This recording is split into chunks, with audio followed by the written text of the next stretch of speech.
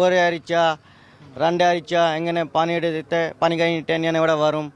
പൈസ ചിലവാക്കണോ ഇവിടെ എല്ലാം കിട്ടും. ഏതാ വേണമെങ്കിൽ പെണ്ണ കിട്ടും. ഒരു 500 രൂപ 400 രൂപ 300 രൂപയ്ക്ക് തന്നെ ആ പെണ്ണ കിട്ടും.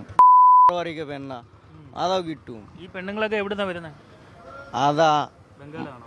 എല്ലാ ആസാമി ഉണ്ട്, മലയാളം ഉണ്ട്, ബംഗാളി ഉണ്ട്, കൊൽക്കത്ത ഉണ്ട്, എല്ലാ സ്ഥലത്തും ഉണ്ട്. മലയാളി ഉണ്ടെങ്കിൽ 1500, പിന്നെ ആസാമി ഉണ്ടെങ്കിൽ 1000 രൂപ, പിന്നെ കൊൽക്കത്ത ആൾക്കാരും ഉണ്ട് 400 രൂപയ്ക്ക് 300 രൂപയ്ക്ക്. അത് കുറെ വേഴ്സ് ഉണ്ട് ആൾക്കാർ.